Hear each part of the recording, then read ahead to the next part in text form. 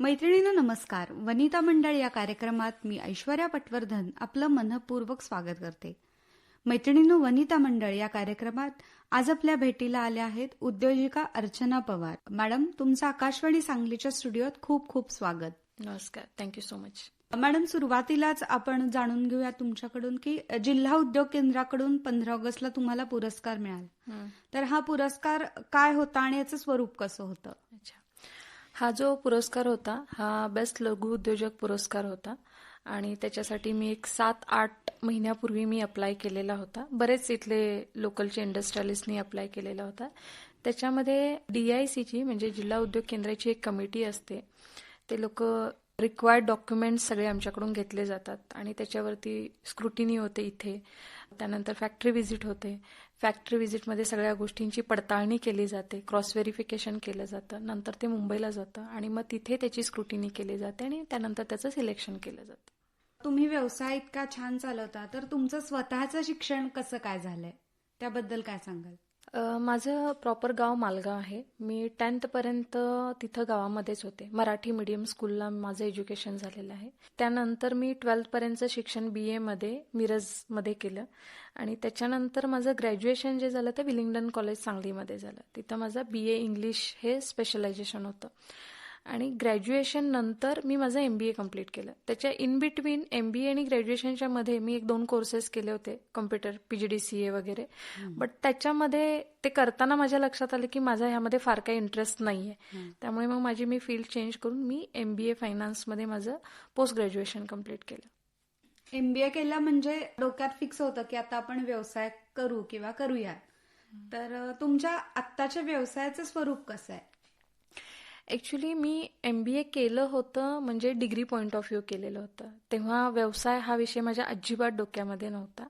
मी job करण्यासाठी तो केलेला होता आणि आत्ता माझा जो व्यवसाय आहे it is a completely technical आणि माझं एज्युकेशन झालंय MBA फायनान्समध्ये. तर ऑफकोर्स माझ्या एज्युकेशनचा मला इथे यूज होतोय financing point of view, but जी आमची कोर फील्ड आहे it is a completely engineering field आहे. मी माझं एज्युकेशन झाल्यानंतर माझा रिझल्ट येण्याआधीच मी एका ठिकाणी इंटरव्ह्यूला गेले. ती या टाईपची सेम फर्म होती जो माझं आता एज्युकेशन किंवा मी ज्या फील्डमध्ये आता काम करते. तर तिथं ट्रेनी म्हणून मी जॉईन झाले आणि मग शिकत कमर्शियल बरोबर मी टेक्निकल पण शिकत गेले आणि एक सर्टन एक्सपिरियन्स झाल्यानंतर मग मी डिसाईड केलं की नाही, आता आपण आपला स्वतःचा बिझनेस चालू करूया. जेव्हा आम्हाला कॉन्फिडन्स आला की नाही आपण करू शकतो या पॉइंट ऑफ व्ह्यू. पण हे आधी नव्हतं डिसाइडेड की बिझनेस करायचा आहे. सर्कमस्टन्सेस तसे होते असं म्हणूया की आपल्याला एका लेवलला गेल्यानंतर वाटतं की नाही आता आपण स्वतःचं काहीतरी करूयात, तर बास जॉब नको करायला. तर ते तसं थोडंसं होतं. व्यवसायाचं स्वरूप कसं आहे, म्हणजे काय प्रोडक्ट बनवता, कसं कुठं बनवता, मार्केटिंग कसं करता? हां, आम्ही फाउंड्री आणि फोर्जिंगला लागणाऱ्या एनर्जी अँड हीट सेव्हिंगच्या मशिनरीज बनवतो. तर याचं मॅन्युफॅक्चरिंग युनिट जे आहे ते मिरज MIDC आणि सावळी RTO ऑफिस जे आहे तिथे आहेत. आमचे 3 युनिट्स आहेत. मिरज MIDC मध्ये 2 युनिट्स आहेत आणि सावळी RTO ऑफिसच्या समोर 1 युनिट आहे. असे आमचे 3 युनिट आहेत.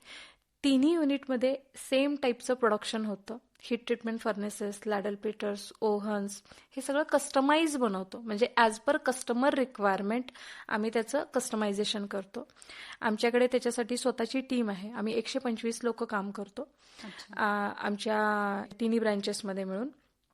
तर त्याच्यामध्ये आमची स्वतःची इलेक्ट्रिकल टीम आहे, आमची स्वतःची डिझाईन टीम आहे, आमची स्वतःची ऑटोमेशन टीम आहे, स्वतःची फॅब्रिकेशन टीम आहे की ॲज पर कस्टमरची जी काही रिक्वायरमेंट येईल त्याच्याप्रमाणे डिझाईन, ड्रॉइंग्स सगळं आम्ही आमच्या एंडला डेव्हलप करतो. मॅन्युफॅक्चरिंग इथंच करतो, असेंब्ली कम्प्लीट इथं करतो आणि डिस्पॅच केल्यानंतर साईटवरती जाऊन क्लायंटच्या एंडला जाऊन ती मशीन रनअप करून देतो. इथंपर्यंतचा आमचा जॉब असतो आणि आमचा जो सप्लाय आहे तो ऑल ओव्हर इंडिया आहे, आउट ऑफ इंडिया आहे आणि सेंट्रल गव्हर्नमेंट पण आहे आणि आता काही आम्ही डिफेन्समध्ये पण ट्राय केलेले आहेत, तेही होपफुली होऊन जातील.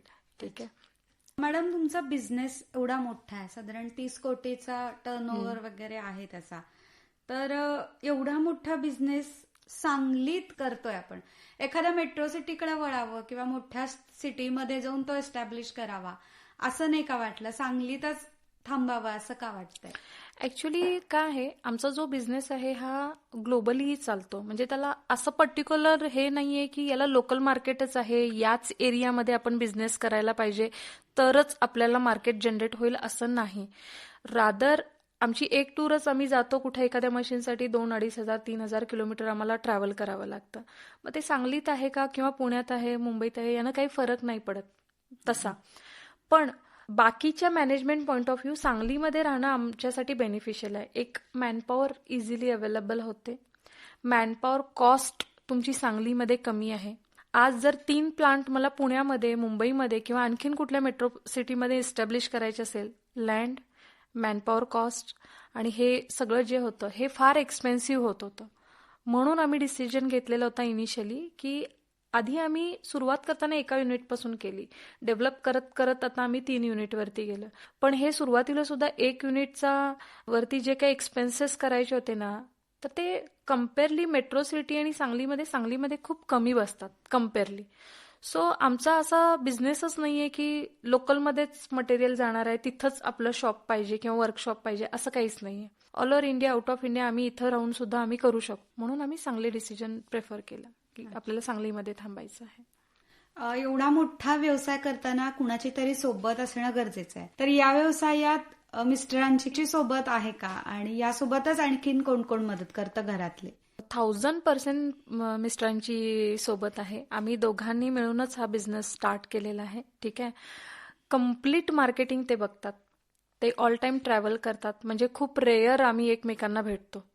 म्हणजे असं तसं बघायला गेलं तर लास्ट 7 मंथ्सचा रेशो काढला तर हार्डली 45 डेज आम्ही भेटलो एकमेकांना. ऑल टाइम ट्रॅव्हल करत असतो किंवा अगदीच आम्हाला भेटायचं असेल तर ते एखाद्या टूरवरती आहेत आणि माझीही तिथं गरज आहे तर मी तिथे जाते, सो आमची भेट होते. तसं घरी फार कमी असतात. सो हे सॅक्रिफायसेस ते करतात ऑल टाइम बाहेर राहून. आणि फॅमिलीचा खूप सपोर्ट आहे.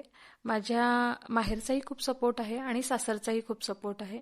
माझी 2 लहान मुलं आहेत. माझी मुलगी आहे 17 महिन्याची आणि मुलगा आहे 3 वर्षाचा. खूप कमी गॅप आहे.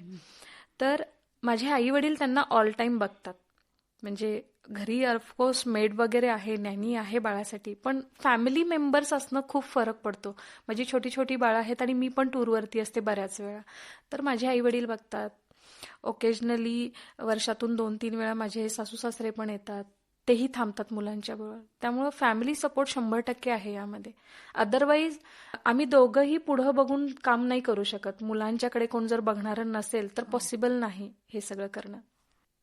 मॅडम, तुमचं शिक्षण MBA फायनान्समध्ये झालंय, तर व्यवसायाची गणितं बसवताना ह्याचा उपयोग होतो का? किती होतो? भरपूर होतो, कारण आपली बेसिक कन्सेप्टच मी तेच शिकली की फायनान्स. तर मी जेव्हा फॅक्टरीमध्ये जाते तर जसं एकदा ऑर्डर आली तर ते तुमचं सगळीच गणितं बसायला पाहिजेच ना. म्हणजे तुमचं प्रोडक्शन टाईममध्ये व्हायला पाहिजे, तुमचं मटेरियल वेळेमध्ये यायला पाहिजे, तुमचे क्रेडिटर्स डेटर्स हे सगळं मॅच व्हायला पाहिजे. तर ऑफकोर्स जे आपण शिकलोय त्याचा यूज होतो. पण याच्याही पुढे जाऊन मी असं म्हणेन की तुम्ही जेव्हा एक एंटरप्रिनर होता, जे अनुभवाने शिकता किंवा जे रिस्पॉन्सिबिलिटीने शिकता ते फार मोठं आहे. ज्या रिस्पॉन्सिबिलिटीज आहेत की आज एवढे लोक तुमच्याकडे काम करतात, तर ती पैशाची गणितं बसायला पाहिजेत, सॅलरीज वेळेत व्हायला पाहिजेत, परचेस वेळेत व्हायला पाहिजे, त्यांचे पैसे वेळेत द्यायला पाहिजेत. तर हा जो काही अनुभव आहे ना तो फार महत्वाचा आहे. कारण फक्त आपण कॉलेजमध्ये जे शिकतो ना ते थिअरेटिकली शिकतो, प्रॅक्टिकली आपण आपल्या बिझनेसमध्ये शिकतो.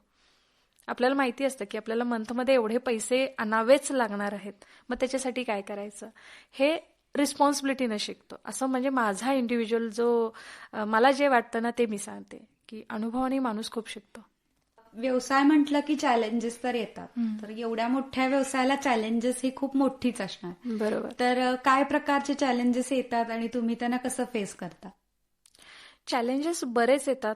मॅनपॉवरपासून, पैशांपासून, क्लायंटपासून असे बरेचसे इश्यूज येतात. पण मग त्यावेळेस आम्ही हजबंड वाईफनी एक डिसाईड केलेलं आहे.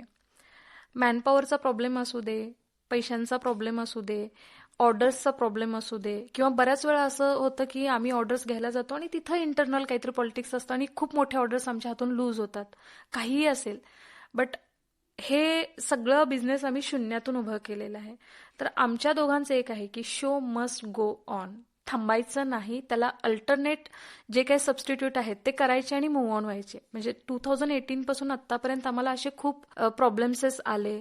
काही लोकल गुंडगर्दी म्हणा किंवा पॉलिटिशियन त्यांच्याकडूनही आम्हाला प्रॉब्लेम्स झाले. काही लोकांनी आमच्याकडून खंडणी सुद्धा मागितली. काही लोकांनी आमच्या ऑर्गनायझेशनमध्ये हरताल करून घेण्याचा प्रयत्न केला की काम थांबू दे. अशी नंबर ऑफ लिमिटेशन्स आम्हाला आलेले आहेत. बट आम्ही कधी थांबलो नाहीत, कारण आमचं एकदम क्लिअर आहे, काहीही होऊ दे, बिझनेस सोडायचा नाही. अल्टिमेट आपण त्याचे आन्सर शोधत राहायचे. आणि आम्ही ज्या इंडस्ट्रियलिस्ट एरियामध्ये आहे त्या इंडस्ट्रियल एरियामध्ये आम्ही असे लोक बघितले जे आमचे सिनियर उद्योजक आहेत. त्यांनी आम्हाला प्रचंड मदत केलेली आहे की ठीक आहे, आम्हाला एखादा प्रॉब्लेम आला आणि ज्याचं आन्सर आम्हाला नाही सापडत, आम्ही त्यांच्याकडे जातो, कारण त्यांचे अनुभव आहेत 40 वर्षाचे, 50 वर्षाचे, आमच्याही पेक्षा जास्त, खूप जास्त. आम्ही त्यांना विचारतो की हा प्रॉब्लेम असेल तर काय वाटते की कसं सोल्युशन काढायचे. ते आम्हाला गाईडलाईन देतात आणि आम्ही त्यातून वेव आउट काढतो. अदरवाईज एक वेळ अशी होती की आम्हाला 22 दिवस फॅक्टरी बंद ठेवायला लागली होती. काही लोकांनी आम्हाला अशा पद्धतीचा पण त्रास दिलेला होता की आम्हाला फॅक्टरी बंद ठेवावी लागली होती 22 डेज. आणि that was very tough time for us, for me and my husband also. आणि मग त्या पिरियडमध्ये जे काही आमचे चांगले ज्यांच्याशी संबंध आहेत किंवा आजूबाजूचे बरेचसे उद्योजक ज्यांना आम्ही ओळखतही नाही, पण त्यांना हे माहिती आहे की काही नवीन उद्योजक आहेत, हातपाय मारतायत, धडपडतायत काम करण्यासाठी, पण ते स्वतःहून आमच्या मदतीसाठी आलेले आहेत आणि आम्हाला त्या प्रॉब्लेममधून तेव्हा मदत केलेली आहे. त्यामुळं एक आहे की तुम्हाला प्रामाणिकपणानं जर काम करायचं असेल तर तुम्हाला ओळखीची सोडून अनोळखी लोक सुद्धा हेल्प करतात, डायरेक्ट इनडायरेक्ट वेने, पण होते मदत. एवढं डेफिनेटली तुमच्या कामावरती विश्वास पाहिजे आणि प्रामाणिकपणा पाहिजे की तुम्ही कोणालाही बुडवायला मार्केटमध्ये आलेला नाही, तुम्ही काम करण्यासाठी आलेला आहे. हे आत्तापर्यंत जे आम्ही अनुभवलंय ना, त्या 22 दिवसामध्ये आम्ही फॅक्टरी बंद ठेवली, आमचं करोडो रुपयांचा लॉस झाला त्या फेजमध्ये, पण त्याच्यानंतर आम्ही परत पीक घेतला की नाही, आपल्याला नाही थांबायचं आहे. असे बरेच, म्हणजे हे मलाच नाही, आज 1000 कोटीचा ज्यांचा टर्नओव्हर आहे ना त्यांनाही प्रॉब्लेम आहेत आणि ज्यांचा 1 कोटीचा टर्नओव्हर आहे त्यांनाही प्रॉब्लेम आहेत. फक्त प्रॉब्लेमचं स्वरूप हे प्रत्येक वेळचं हे वेगवेगळं असतं. आणि मग तो बिझनेस हा असा आहे की तो स्पीड ब्रेकर प्रमाणे आहे. एव्हरी टाइम तुम्हाला एक प्रॉब्लेम येणार, तो तुम्हाला रिझॉल्व्ह करायचा आहे, मूव्ह ऑन व्हायचं आहे. परत प्रॉब्लेम येणार, तो सॉल्व्ह करायचा आहे आणि मूव्ह ऑन व्हायचं आहे. तुमचा बिझनेसचा रेशो जसा वाढत जाईल तसा तो प्रॉब्लेमचा रेशो पण त्या पद्धतीनं तो फ्लक्च्युएट होत राहणार. पण असं होणारच नाही की बिझनेसमध्ये प्रॉब्लेम येणार नाही, तो येणारच.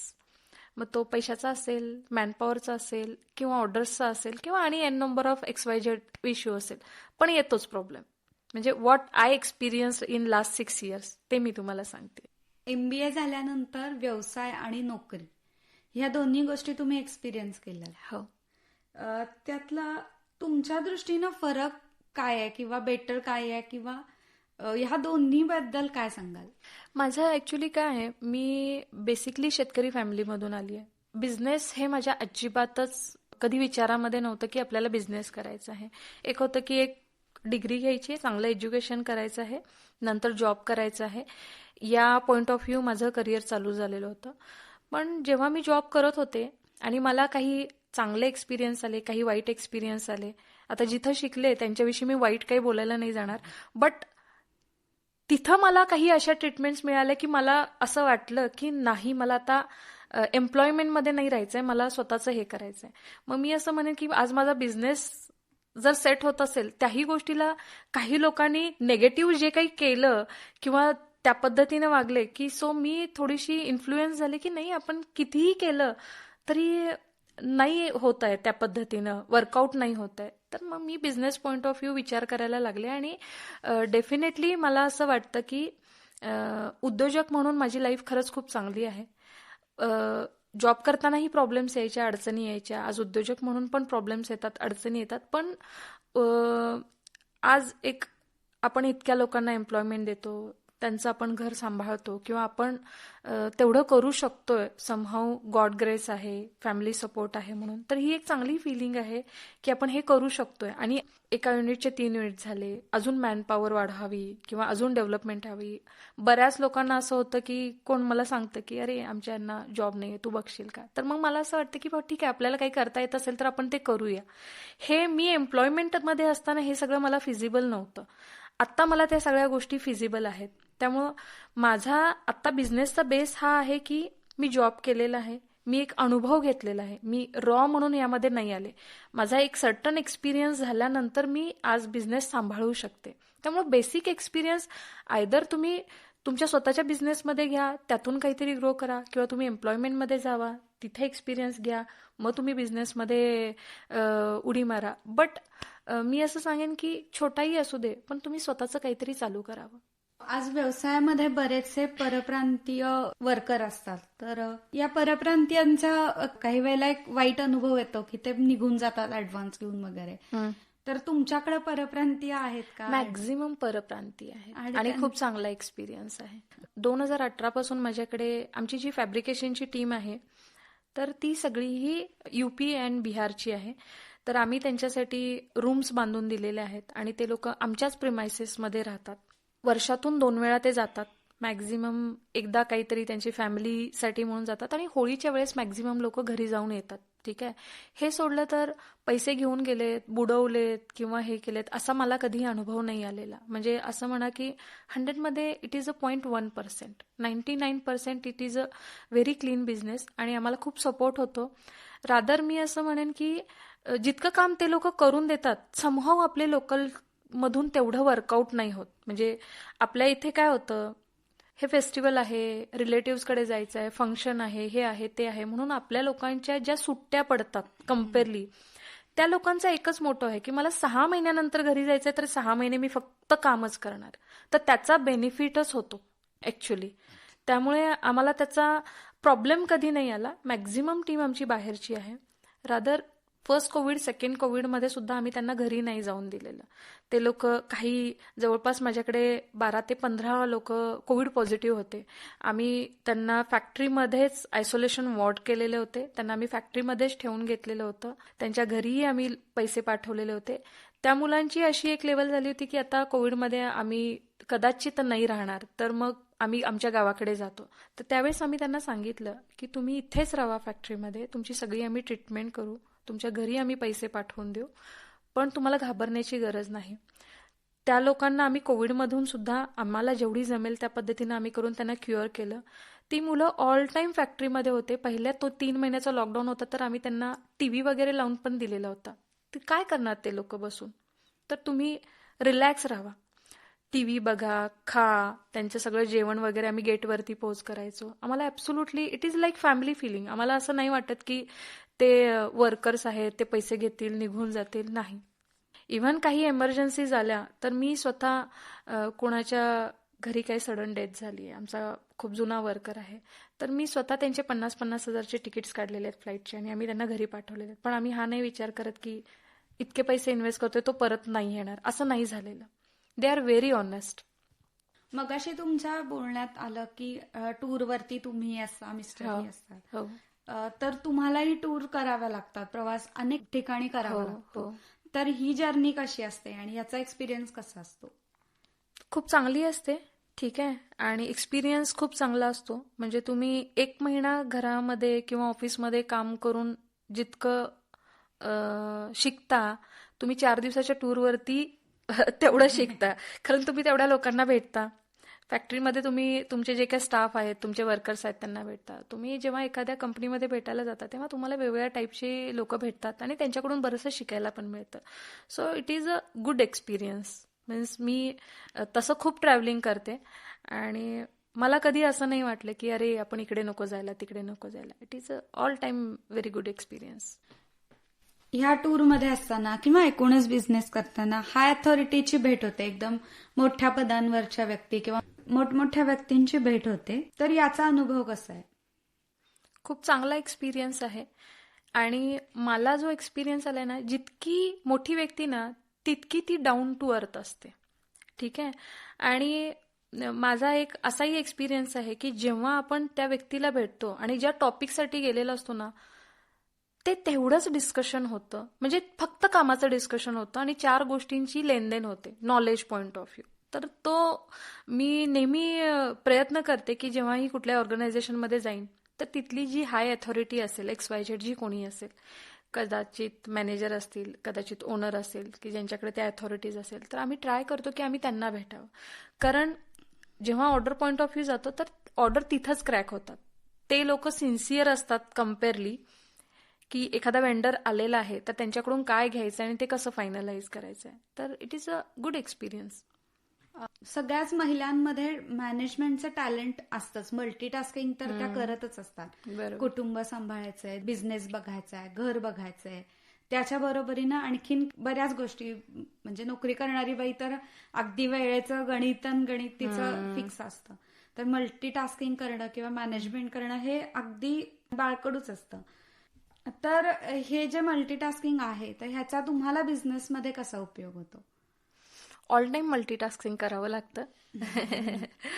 आणि मग मी जसं सांगितलं की अखिलेश माझे मिस्टर हे ऑल टाइम बाहेर असतात, तर मग माझं घर, एजेड पेरेंट्स, बेबीज, ऑफिस हे ऑल टाइम मल्टीटास्किंगच चालू असतं. आणि मग एकदा तुम्ही म्हणालात तसं लेडीजना या गोष्टीची सवय असते. It is a use to. इकडे मोबाईलही बघत असतात, तिकडे बेबीला फीड पण करत असतात, तिकडे ऑफिसमध्ये काय चाललंय ते कॅमेऱ्यावरती बघतही असतात. तसंच चालू असतं माझंही. बिझनेसमध्ये याचा फायदा कसा होतो? बिझनेसमध्ये होतो मॅम, कारण जेव्हा आपण टूरवरती जातो किंवा कुठेही जातो आपलं लक्ष असतं सगळ्या गोष्टीवर. असं नाही होत की इकडे टूरला गेले तर फॅक्टरीत काय चाललंय माहीत नाहीये किंवा दुसऱ्या क्लायंटचं काय चाललंय माहीत नाहीये. एका क्लायंटला बघताना बाकीच्या 4 क्लायंटचं काय डील चालू आहे किंवा काय तिकडे लक्ष नाहीये असं होत नाही. म्हणजे माझं तरी नाही होत कम्पेअरली. माझं लक्ष असतं सगळीकडे, कारण ती सवय झाली आहे बॉडीला मल्टीटास्किंग करण्याची, की आपण याच्याशीही बोलतो, त्याच्याशीही बोलतो, इकडे ईमेलही करतो, तिकडे फॅक्टरीमध्ये कोणाला काही गाईडलाईन द्यायची असेल तर तीही देतो. तर हे चालूच असतं. बिझनेस म्हटलं की अनेक गोष्टी येतात. मार्केटिंग आहे, सप्लाय बघणं आहे, कस्टमर बघणं आहे, नवीन क्लायंट जोडणं आहे. सगळ्यात डोकेदुखीचा भाग कुठला आहे? Manpower management. काय होतं की मशीनकडून काम करून घेणं खूप सोपं आहे. माणसांच्याकडून काम करून घेणं, HR हा part is a very tough part आणि you have to deal with very patiently. म्हणजे तुम्ही गलेलठ्ठ पगाराची नोकरी जरी दिली असेल, सगळ्या फॅसिलिटीज जरी दिली असेल, तर कधी कुठल्या पर्सनला कशाचं वाईट वाटेल हे आपल्याला सांगूच शकत नाही, म्हणजे माहीतच नसतं. आणि खास करून असं होतं की जे एंटरप्रिनर्स आहेत किंवा जे ओनर्स आहेत खालच्या लेवलला कोण कशामुळे डिस्टर्ब झालंय हे 100% कळत नाही. पण कसं होतं, बऱ्याच वेळा आपली फर्स्ट लाईन असते, सेकंड लाईन असते, थर्ड लाईन असते, अशा आपण हेरारकरीमध्ये आपण कंपनीमध्ये काम करतो. सगळेच एम्प्लॉई एखाद्या फॅक्टरीसाठी किंवा ओनरसाठी इम्पॉर्टंट असतात. जे छोटा काम करणार आणि मोठा काम करणार सगळेच इम्पॉर्टंट असतात. त्यांच्या आपसी जे काही त्यांचं कोऑर्डिनेशन असेल, काम करण्याची पद्धत असेल, तर ते काही गोष्टीमुळे ते डिस्टर्ब होतात, काहीतरी होतं. पण त्या पर्सनचा जो कामावरती इम्पॅक्ट होतो तो इम्पॅक्ट डायरेक्ट ओनरवरतीच आहे ना. ओनरनी काही केलं असेल तरीही, नसेल तरीही ओनरला माहिती आहे की सॅलरीचा डे आला की आपल्याला सॅलरी द्यायची आहे, काय फॅसिलिटीज असतील त्या आपल्याला द्यायच्याच आहेत. पण कुठलाही फॅक्टरीमधला पर्सन डिस्टर्ब झाला त्याचा इम्पॅक्ट डायरेक्ट ओनर आणि त्या फॅक्टरीच्या कामकाजावरती होतो. हे जे मॅनेजमेंट आहे ना, it is a very tough. बाकी आपण फायनान्शियल मॅनेज करू शकतो, ऑर्डर्स मॅनेज करू शकतो, प्रोडक्शन मॅनेज करू शकतो. HR management is a tough part for me. कारण बऱ्याच वेळा असं होतं की खाली काय होतं हे आपल्याला 100% माहीत नसतं आणि मग एखादं काम थांबलं की आपल्याला कळतं की अरे याच्यामुळे हा डिस्टर्ब आहे, त्याच्यामुळे तो डिस्टर्ब आहे. याच्यामध्ये आपला टाइम पण जातो आणि हे मॅनेज करणं सुद्धा मला थोडं टफ जातं. इतका दिवस हेक्टिक असतो, मिनिट मोजतो की एवढ्यात हे संपवायचं, एवढ्यात हे संपवायचं. त्यात एखादा असा टॉपिक आला की मग तो 1 तास 2 तास खाऊन जातो आणि मग हे कधी क्रॉपअप होईल आणि कधी संपेल याचं काही गणित नाहीये. हे आपल्याला लक्षच ठेवावं लागतं की एवढे लोक आहेत तर तुम्हाला ते लक्षच ठेवायला लागेल की बाबा हा कसा काम करतो, तो कसा काम करतो, त्याच्यामध्ये काही चेंजेस होत असतील तर ते का होत आहेत. You have to understand it. But although it is not feasible to monitor every time everyone. ते तुमच्या अनुभवाने तुम्हाला थोडंफार कळत जाईल, काही गोष्टी मिस आउट होत जातील, त्याला काही ऑप्शन नाहीये. डोकेदुखीचा भाग हा असतो, पण एखादा पार्ट एन्जॉयबल असतो की डील करणं सोपं आहे किंवा मार्केटिंग करणं सोपं जातं. तर तुम्हाला एन्जॉयबल पार्ट कुठला आहे? मी माझं सगळं काम एन्जॉय करते. नवीन ऑर्डर फायनलाइज करणं मला फार आवडतं. ऑर्डर फायनलाइज केल्यानंतर जे काही रेग्युलर त्याचं प्लॅनिंग करणं, डिस्पॅचेस करणं, मला खूप आनंद होतो जेव्हा पार्टीने मला सांगितलेलं असतं की या दिवशी तुमचं मटेरियल निघायला पाहिजे वगैरे, आणि मी 8 दिवस आधीच सांगते की मी रेडी आहे, पाठवू का. सो सगळं काम मी एन्जॉय करते. मीन्स असं म्हणा की 24/7 मी फॅक्टरीचा विचार करत असते. इट इज डिसाईड करून नाही, हे ओघानं 24/7 माझ्या डोक्यामध्ये फॅक्टरीचेच विचार चालू असतात. कधी कधी मला स्वतःला स्टॉप म्हणावं लागतं. थोडं पर्सनल लाईफ ठेव, नॉट टू ऑल टाइम फॅक्टरीविषयी विचार करू. बट मी एन्जॉय करते माझं काम. कुठलंही काम किंवा एखादी फॅक्टरी रन करणं हे टीम शिवाय शक्य नाहीये. तुमच्या अख्ख्या टीम बद्दल काय सांगाल?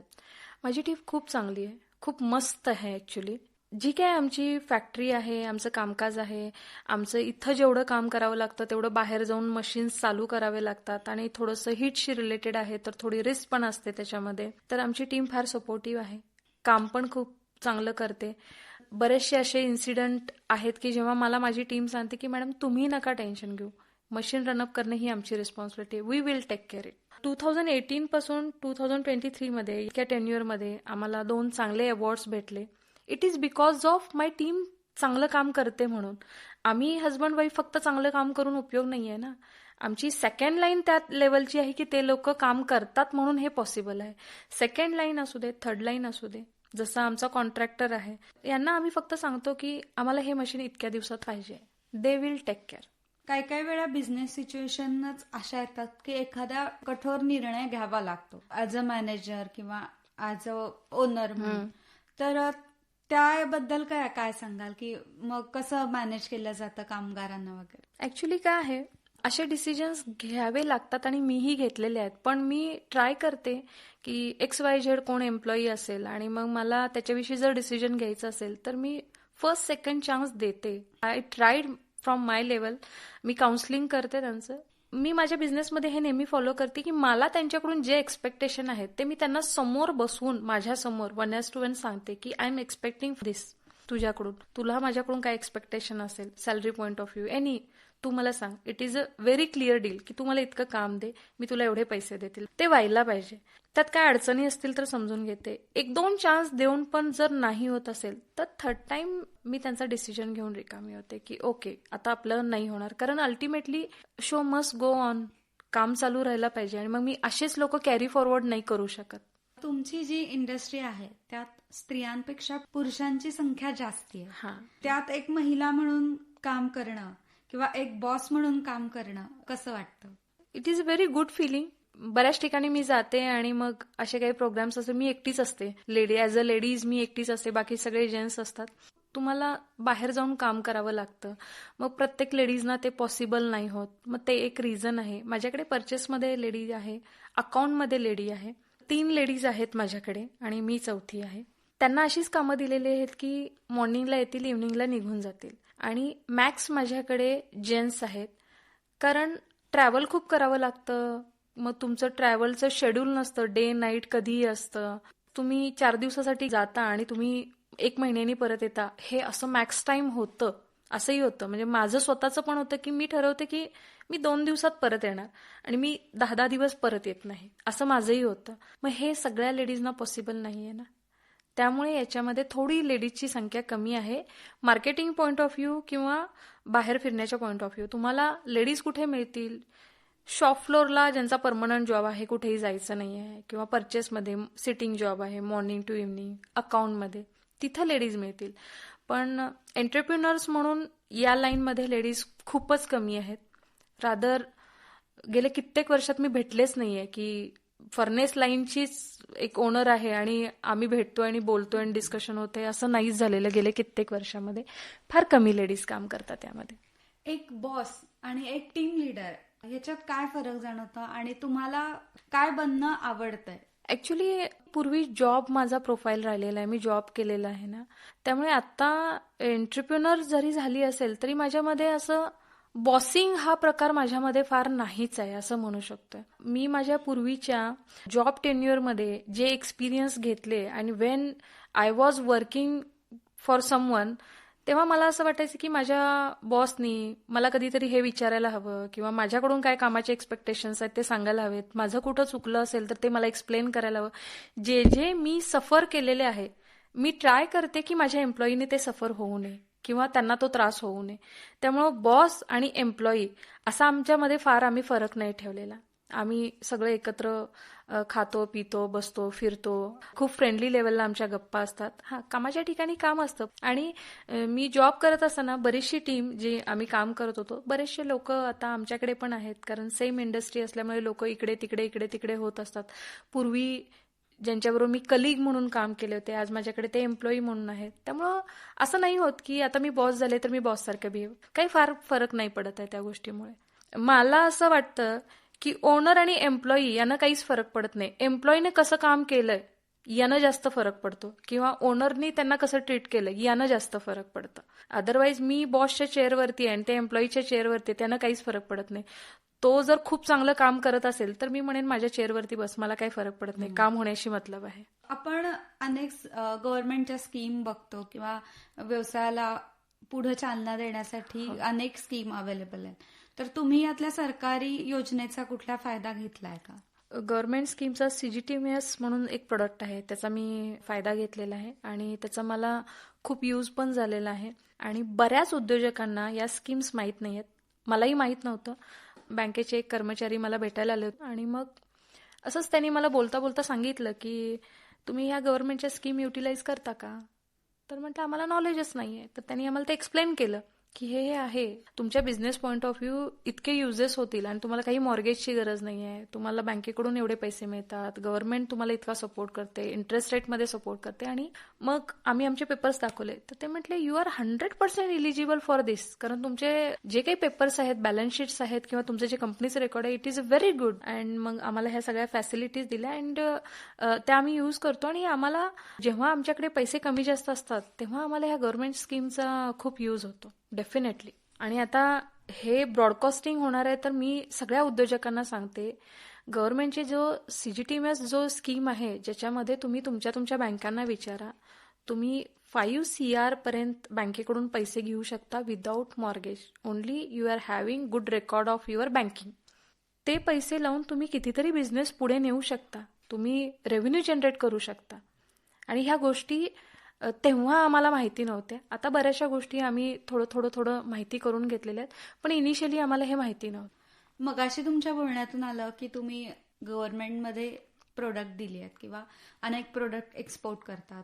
एक्सपोर्टकडे कसं वळलात किंवा यात एंट्री कशी झाली? माझे मिस्टर अखिलेश कुमार हे पूर्वी आउट ऑफ इंडिया जॉब करायचे, प्लांट इस्टॅब्लिशमेंट करायचे, प्लांट हेड म्हणून काम करायचे. तर बऱ्याचशा इन्क्वायरीज आम्हाला त्यांच्या रेफरन्समधून भेटल्या. जेव्हा ते बाहेर काम करत होते, त्यांचे काही मित्रमंडळी होते, तर त्यांच्याकडून त्यांच्या रेफरन्सेसमधून आम्हाला इन्क्वायरी आल्या. आणि मग आमचा जो फर्स्ट एक्सपोर्ट झाला तो असा नोन पर्सननी आम्हाला इन्क्वायरीज दिल्या आणि मग आम्ही बिझनेस हे केला. आणि ते जिथे काम करत होते त्या लोकांनी आम्हाला अपॉर्च्युनिटी दिली काम करण्यासाठी, because they are having trust with him की ठीक आहे याची कंपनी आहे तर हे चांगलं काम करून देतील, आपण त्यांना अपॉर्च्युनिटी देऊया. तिथून आमचा एक्सपोर्ट चालू झाला. मग एकदा तुम्ही एक्सपोर्ट चालू झाला की मग तुमचं एक होतं ना की आम्ही इथं मशीन दिली आहे, तुम्ही जाऊन बघा. मग तुम्हाला मार्केट माउथ पब्लिसिटीमधून मिळून जातं. अशा पद्धतीने आमचा एक्सपोर्ट चालू झाला. आणि गव्हर्नमेंट सेक्टरमध्ये जेव्हा फर्स्ट कोविड आलेला होता तेव्हा एका टेंडरवरती मी काम करत होते. तेही रॅन्डम टेंडरवरती काम करत होते, कारण मला गव्हर्नमेंट सेक्टरमध्ये एंट्री करायची होती. कारण जेव्हा तुम्हाला एखादं गव्हर्नमेंटमध्ये तुम्ही डील करता आणि तुम्हाला परफॉर्मन्सेस सर्टिफिकेट्स वगैरे मिळतात तर तुमचे बरेचसे असे मोठे डोअर्स ओपन होतात जिथे तुम्ही डील करू शकता.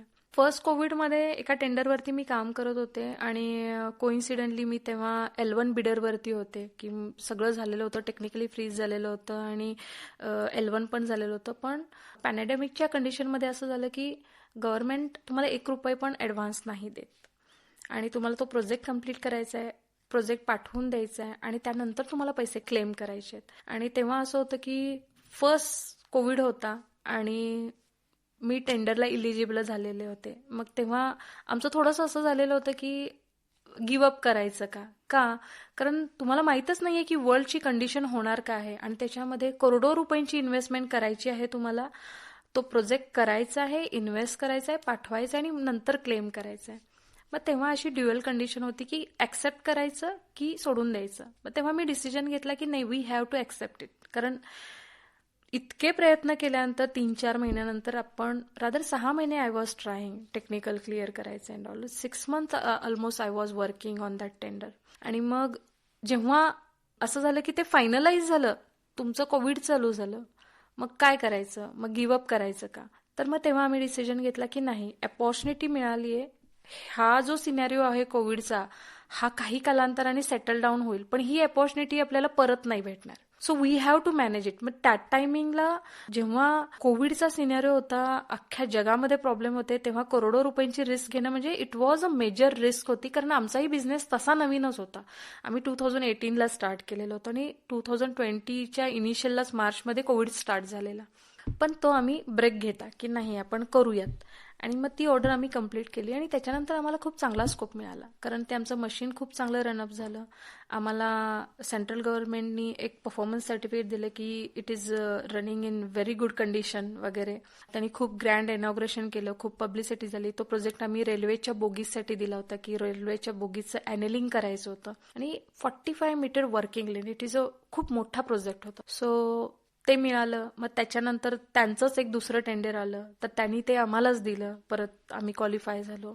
बऱ्याच ठिकाणी, बाकीच्या ठिकाणी डिफेन्सला वगैरे आम्ही क्वालिफाय झालो, जिथं आता आम्ही ऑलरेडी आमचं टेंडर इन डिस्कशनमध्ये आहेत वगैरे, आम्ही तिथं क्वालिफाय झालो.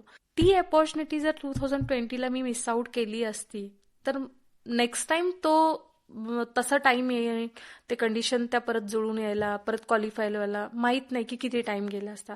पण ती ग्रीप पकडली ना, हे 2 वर्ष माझे ते युटिलाइज झाले त्या केसमध्ये. त्यामुळे आम्ही सेंट्रल गव्हर्नमेंटमध्ये पण आमची एंट्री झाली. तर आपल्यासारख्या बऱ्याच मैत्रिणींना काहीतरी करायची इच्छा असते, तर त्यांना काय सांगाल तुम्ही? मला असं वाटतं की आयदर गर्ल्स, बॉईज, ज्या हाऊसवाईफ असतील किंवा काही, तुम्हाला जे काही करायचं आहे ना, भले छोटं असू दे, you have to start it. तुम्ही जर असा विचार केला की मी करतानाच असं मोठं करेन, मी असं करेन, तसं करेन, तसं काही होत नसतं. अनलेस अंटील फॅमिली बिझनेस असेल किंवा तेवढा फायनान्शियली सपोर्ट असेल, तुम्ही ग्रँड करू शकाल, तर ती एक वेगळी गोष्ट आहे. पण सर्वसामान्य लोकांना, माझ्यासारख्या लोकांना मी असं म्हणेन की तुम्ही स्टार्ट करा. ते मूव्ह ऑन करण्यासाठी किंवा पुढे जाण्यासाठी तुम्हाला हळूहळू वेआउट्स मिळत जातील. But you have to start it. First you have to start it. म्हणजे तुम्ही तुमचं माइंड बनवायला पाहिजे की मला बिझनेस करायचा आहे, मला तो पुढे घेऊन जायचा आहे, आणि तुम्ही तुमचे 100% त्यामध्ये एफर्ट्स द्यायला पाहिजेत.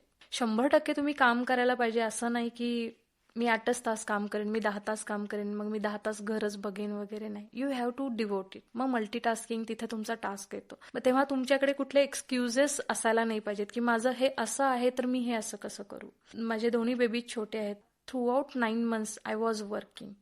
ठीक आहे, मीन्स मी माझ्या दोन्ही डिलिव्हरीजना मी ऑफिसमधून हॉस्पिटलाइज झालेली आहे. I was self driving. मी स्वतः ड्राईव्ह करत गेले आणि फोन केला, या आता माझी डिलिव्हरी आहे, थ्रू आउट. आणि माझ्या दोन्ही डिलिव्हरीज नंतर विदिन अ 20 days 21व्या दिवशी I have started my work. म्हणजे मी जॉईन केलं काम परत. मी 20 days मॅटर्निटी घेतली आहे फक्त दोन्ही माझ्या बेबीजसाठी.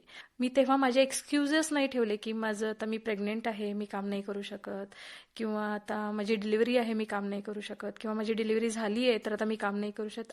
कुठलेही एक्सक्युजेस मी माझ्यासाठी ठेवले नव्हते तेव्हाही.